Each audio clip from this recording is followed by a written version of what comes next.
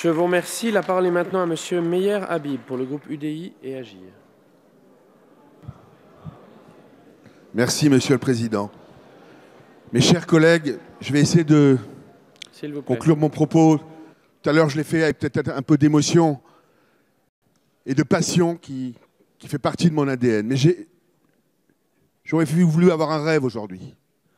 Un rêve que, comme en Allemagne et comme en Grande-Bretagne, et au-delà de nos divergences, l'ensemble de cette Assemblée vote pour cette petite résolution qui va dans le bon sens. Mais ce n'est pas possible. Pourquoi ce n'est pas possible? Parce que nos amis, nos collègues de gauche n'ont qu'un seul mot à la bouche. Un seul mot à la bouche, vous savez quel est-il, mes chers collègues? La colonisation. La colonisation serait le mal, la source de tous les maux de la terre et de l'humanité. Mais mes chers collègues, mais quelle colonie a-t-il lorsque l'État d'Israël a été créé, que les Arabes ont dit « jette-les à la mer ». Quelle colonie avait en 1956? Quelle colonie en 1967? Lorsqu'il n'y avait pas de colonie. Quelle colonie a-t-il à Nice, à Paris, à Saint-Étienne-du-Vouvray, quand l'islam politique qui tue en Israël ou après en France, c'est le même, c'est la réalité. Vous ne voulez pas l'avouer, mais c'est l'obsession absolue d'un peuple qui a il existe un seul État juif à travers le monde, c'est 24 000 km². Ce qu'on appelle les territoires, c'est 6 000 km².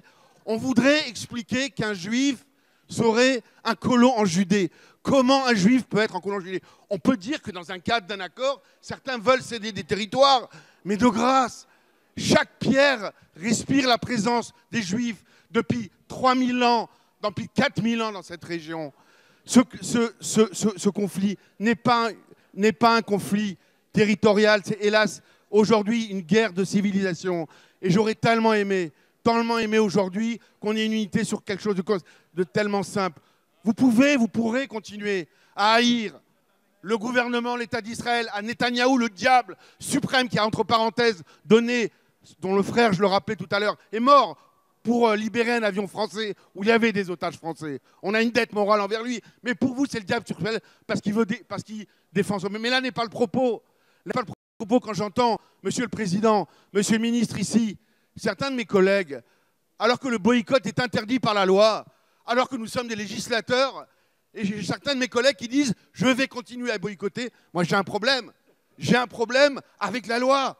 Ce texte n'est qu'une petite résolution qui allait dans le bon sens. Et j'aurais, comme je l'ai dit tout à l'heure, tellement aimé. Je remercie par ailleurs tous les collègues, parce qu'il y a eu beaucoup d'interrogations.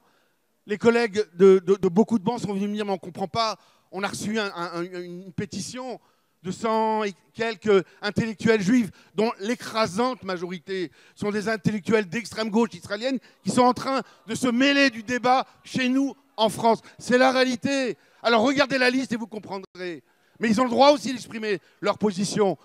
Mais comment vous expliquez que l'ensemble du Parlement allemand, l'ensemble de Parlement en Grande-Bretagne, de la Chambre en Grande-Bretagne, ait voté unanimement et que chez nous, on traîne les pieds pour une malheureuse résolution? Alors j'espère, merci Monsieur le Ministre pour certains mots, au nom des Français juifs qui ont été sensibles à vos propos, et merci à tous les collègues, je devrais tous les citer, qui ont rassuré. Les Français juifs sont nés ici, veulent rester, à continuer à vivre en France, mais hélas 30 000 ont quitté le pays, comme je l'ai expliqué tout à l'heure, ces dernières années. Mais le but, ce n'est pas de fuir ce pays, c'est de partir, pour ceux qui le veulent, par idéal, en Israël ou ailleurs. Mais il ne faut pas surtout fuir la France parce que ce ne serait pas grave simplement pour les Juifs, ce serait très grave pour la France. Je vous remercie de votre attention, mes chers collègues. Je vous remercie.